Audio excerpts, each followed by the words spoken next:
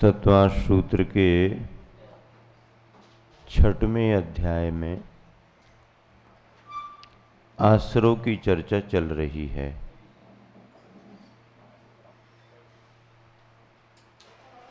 शुभ योग से पुण्य का आश्रव होता है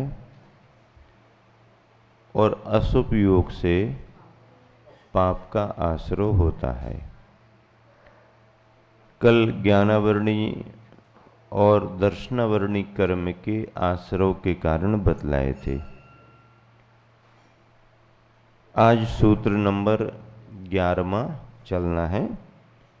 वेदनी कर्म में पहले असाता वेदनी की बात शुरू हो रही है। वेदनी के कितने भेद हैं? 2 भेद। वेदनी कर्म के कितने भेद हैं? 2 भेद। एक साता वेदनी और एक असाता वेदनी।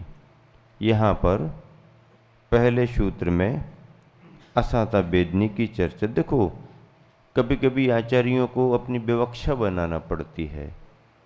वैसे 2 कर्म अलग अलग हैं, ज्ञानावरणी दर्शनावरणी, पर दोनों के भाव एक जैसे समझ करके एक ही सूत्र में कर दिया। अब वेदनी साता असाता, अब असाता वेदनी होगी तो उसके लिए अलग तरह के भाव बनेंगे जो दुख का कारण बनेगा। साता वेदनी होगा तो उसके कारण अलग बनेगी जो सुख का कारण बनेगा। इसलिए 2 सूत्र बनाना पड़े। दुख शोक तापा क्रंदन बद परिदेवना वध परिदेवना न्यात्म परोभयस्थानान्य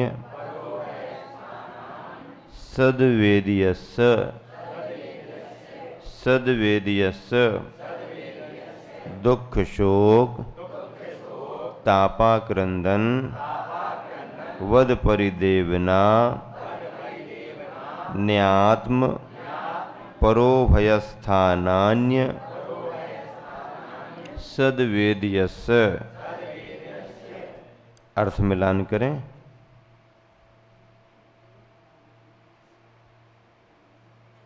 अपने में, दूसरे में या दोनों में विद्यमान। कैसे आएगा ये अर्थ? आत्म पर और उभय। आगे देखना, न्यात्म है ना। हाँ, तो आत्म पर और उभय। आत्म यानी अपने में, पर यानी दूसरे में, और उभय यानी दोनों में विद्यमान। क्या? दुख, शोक, ताप, आक्रंदन, बद और परिदेवन। परिदेवनानी ऐसा है शब्द। कैसा है? परिदेवनानी आत्म ऐसा निकलेगा। तो परिदेवन बद परि देवन नहीं, वेदन होना चाहिए। एक में नहीं, परिदेवनानी ऐसा लिखा है, देवनानी ही लिखा है। मूल टीका में सर्वासिद्धि में भी अपने में, दूसरे में, दोनों में विद्यमान। दुख शोक ताप आक्रंदन पद और परिदेवन। परिदेवन शब्द दिया है। हालांकि वेदनी में साता में परिवेदन ज्यादा अच्छा लगता अपन को कि वेदन के रूप में परिवेदन होना, लेकिन टीकाकारों ने परिदेवनम ही लिखा है। अब अपन को कुछ भी अच्छा लगे या समझ में आए, लेकिन जो लिखा है उसी को आधार बना करके संपादन हुआ है। पंडित फूलचंद जी सिद्धांत शास्त्री ने इसका संपादन किया सर्वार सिद्धि का। सर्वार सिद्धि हमारे सामने खुली है, परिभाषा उसकी सामने दिख रही है। उसको परिदेवन ही कहा। मुझे भी लगा एकदम कहीं कुछ मिस्टेक तो नहीं हो गई, लेकिन नहीं, ये असाता वेदनी कर्म के आश्रव हैं। क्या है ये? असाता वेदनी कर्म के आश्रव हैं। ऐसे परिणामों से हमारे को जो कर्म आएगा वो असाता वेदनी संबंधी प्रकृति को लेके आएगा। उससे क्या होगा? उससे फिर हमारे को दुख का अनुभव होगा। हाँ, इसलिए इसको असाता वेदनी कहा। ये असाता वेदनी किन भावों से आती है? तो ये जो सूत्र में शब्द आए हैं उनको लेकर के ये है। एक एक की परिभाषा अपन पढ़ेंगे। दुख किसे कहते हैं? पीड़ा रूप परिणाम विशेष को दुख कहते हैं। पीड़ा रूप परिणाम विशेष को दुख कहते हैं। आपको कांटा लग गया, कष्ट हो रहा है, होगा भी, क्योंकि वैसा निमित्त मिल गया। अब कांटा लगने पर अब आपके मन में जितना जितना दुख का भाव आएगा, एक तो कांटा लगा और दूसरे भगवान जी कह रहे हैं कि अब तुमने यदि ज्यादा दुख का भाव किया तो और असाता वेदनी आएगी। लो, डबल दिक्कत हो गई। अब क्या करें? तो दुख तो होगा, कष्ट होगा, लेकिन कष्ट को महसूस करते हुए थोड़ा थोड़ा कर्म के सिद्धांत पर विचार करते जाना कि अब वो निमित्त था, बन गया, टल जाएगा, चलो कोई बात नहीं, सहन कर लो, ऐसा कुछ करके। तो ज्ञानी जो होगा, सम्यक दृष्टि, ऐसे भाव ला करके वो थोड़ा अपने भावों में फर्क करेगा। लेकिन एकदम अज्ञानी और तीव्र मोही होगा, तो तीव्र मोही होगा तो कांटा तो दूर, चींटी भी शरीर पर आ जाए तो हाय तो वह मचाने लगे, जरा ठंडी लगने लगे, जरा गर्मी लगने लगे। तो ये अज्ञानियों में ज्यादा होता है। कीड़ा मकोड़ा होता तो उसको ये एहसास हो जाता, अरे इतना वजन, वो तो खत्म हो जाता। कांच था तो कांच का तो कुछ बिगड़ा नहीं, उसने तुम्हें एहसास करा दिया। हाँ, तुमको एहसास करा दिया कि क्या समझ रहे हो तुम, हम तुम्हारी नजर में नहीं आए तो नहीं आए, हमारा अस्तित्व भी है। जब आचार्य ने प्रायश्चित दिया, महाराज जी ने स्वीकार कर लिया, और जब संघ में जानकारी हुई तो सारे महाराज जी कहने लगे, देखो आचार्य की दृष्टि अलग ही है बिल्कुल। कितनी दूरदर्शिता से उन्होंने विचार करके, उपवास करना कोई बड़ी बात नहीं है, गुरु आज्ञा और प्रायश्चित के रूप में तो कोई भी करेगा, लेकिन इस तरफ हमारी दृष्टि नहीं जाती कि हमें प्रायश्चित लेना चाहिए। सामान्यतः अपना ध्यान नहीं जा पाता है। अच्छा नहीं, हाँ, यदि अपना ऐसा भी हो गया तो अपन को प्रायश्चित उसका लेना पड़ता है। ऐसे संदर्भ आते। दुख पीड़ा रूप परिणाम को दुख कहते हैं। दुख तो होता है, इष्ट वियोग होगा, दुख होगा ही होगा, कोई कितना भी हो। हम पढ़ रहे हैं, आप पढ़ रहे, हम पढ़ा रहे, आपको कह रहे हैं कि दुख नहीं करना, पढ़ाने वाले को भी कभी कभी कोई विकल्प आ सकता है। अरे हमारे को तो क्या, मुनि उपाध्याय आचार्यों की श्रेणी में भी विकल्प आ सकता है, आता है। और आचार्य उपाध्याय साधु तो छोड़ो, गणधर के पद पर आसीन गणधरों को भी कभी कभी विकल्प आ जाते हैं। क्यों? छठा सातवां गुण स्थान है गणधर का भी, उनको केवल ज्ञान थोड़ी हुआ, भी छठा सातवां गुण स्थान है। भगवान की वाणी सुन रहे हैं, उसका विस्तार करके सबको बता रहे हैं। छठा सातवां गुण स्थान। इंद्रभूति गौतम स्वामी मुख्य गणधर थे, उनको कब विकल्प आ गया? जब महावीर भगवान का निर्वाण हुआ तो उनकी आंखों से आंसू आ गए, रोने की स्थिति बन गई, विकल्प मन में आने लगे। तो सभी मुनि, और आप तो इतने महान, ये विकल्प क्यों आया आपको?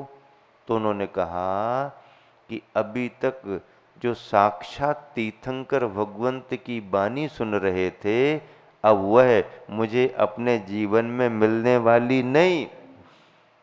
मुझे मालूम है कि मुझे केवल ज्ञान होगा, मैं भी मोक्ष जाऊंगा, वो बात की बात है, लेकिन अभी जो साक्षात तीर्थंकर का समोसरण और बानी मिल रही थी, वो अब मुझे अपने जीवन में मिलने वाली नहीं।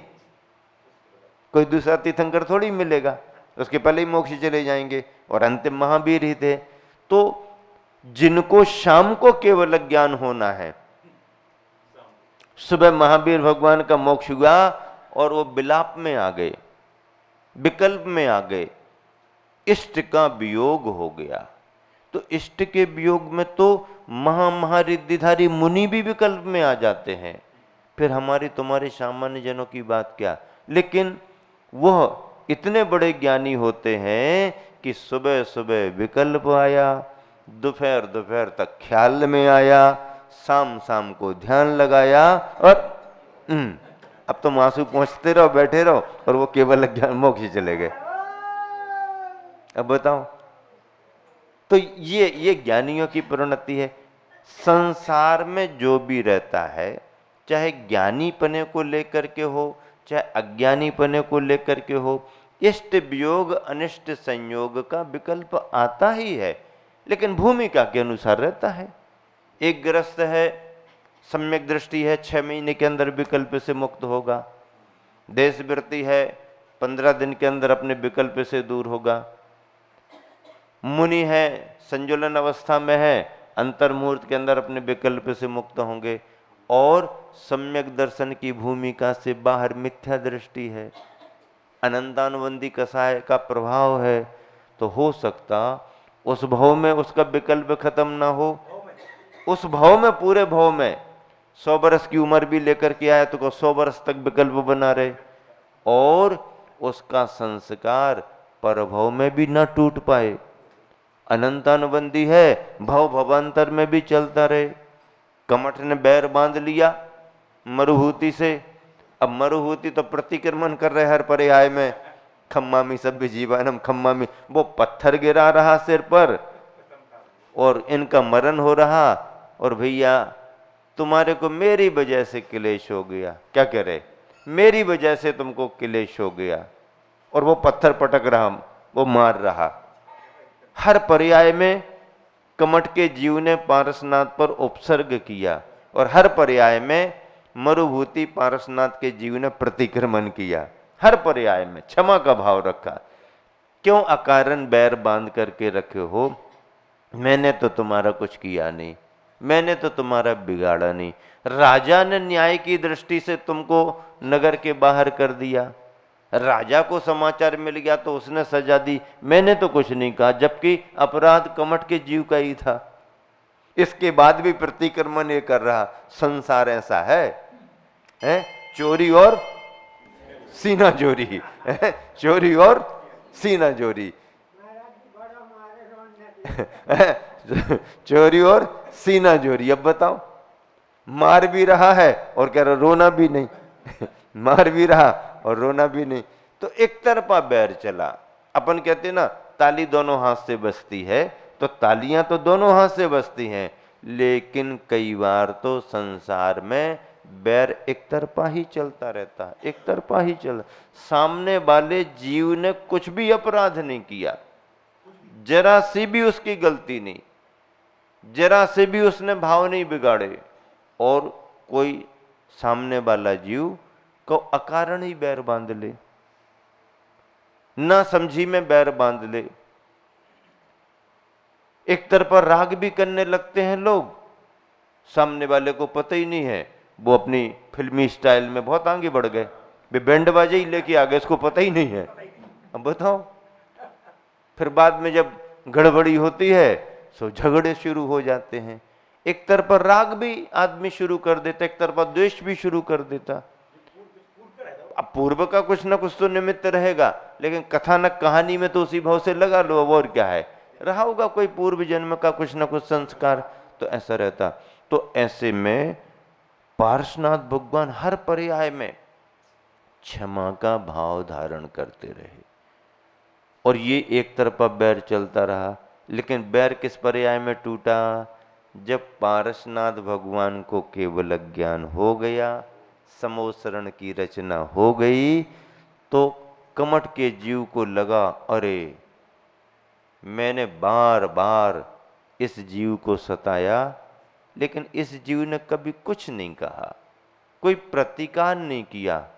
अब हमें भी पश्चाताप हो रहा है, संसार का ज्ञान हो गया, समूह शरण में भगवान का उपदेश भी मिला, और वह कमट का जीव पार्श्वनाथ भगवान को केवल ज्ञान होने पर समूह शरण में बैठा, भगवान की बानी सुनी, भव भवांतर सुने, एक तरफा बैर का भी संदर्भ सुना, तो उसको पश्चाताप बहुत हुआ और समूह शरण में उसको सम्यक दर्शन भी हो गया। हाँ, सम्यक दर्शन तो हो गया है, पर अभी मोक्ष नहीं गया, क्योंकि देव पर्याय में है। अभी कमट का जीव अभी देव पर है, संबन नाम का ज्योतिषी देव है, संबन नाम का ज्योतिषी देव है, लेकिन सम्यक दर्शन हो गया, गलती का उसको एहसास हो गया। अब देखिए, तो यहां पर दुख पीड़ा रूप परिणाम विशेष को दुख कहते हैं। अपने मन में सामान्य बात अलग है, और विशेष स्थिति को, विशेष परिणाम को लेकर के जो अवस्था बनती है, उसकी यहां पर चर्चा चल रही है। दुख तो बच्चे को तुमने आंखें दिखा दी, थोड़ा सा डांट दिया तो भी ऊं करने लगा, उसका संगीत शुरू हो जाता है। और फिर जरा सा आपने जरा सा उसके मनपसंद का आइटम दिखा दिया, जिसके लिए हमने तुमको डांटा था, ये ले लो, हंसने लगता है। कई बार बच्चा अपनी बात को सुनाने के लिए या मनवाने के लिए, आप तक भेजाने के लिए किस तरीके से आवाजें निकालता है, ऐसे जैसे बिल्कुल एकदम बहुत वजन गिर गया हो। 1 सेकंड 2 सेकंड और कहो आधा मिनट हुआ नहीं कि उसके मन का हो गया तो हंसने लगता। तो दुख तो उसको भी हुआ, लेकिन उसके दुख में तीव्रता नहीं है, बनावटीपन ज्यादा है। उसका सायरन है, वो सायरन। जैसे एम्बुलेंस निकलती है तो उसका सायरन अलग प्रकार का बजता है, ताकि लोग अलर्ट हो जाएं, रास्ता दे दें। तो उसका वो सायरन है, उसने सायरन बजाया नहीं कि उसकी माँ जहां भी जो भी कुछ व्यस्त होगी ना, दौड़ करके आ जाती है, क्या हो गया। हाँ, उसका सायरन है, शांत हो जाता है। आप ही की तो जरूरत थी, बाकी कोई जरूरत नहीं थी। शोक, अपने उपकारी का वियोग होने पर मन में विकलता होना। इन अवस्थाओं में थोड़ा अंतर है, तभी तो परिभाषाएं अलग अलग बनाई।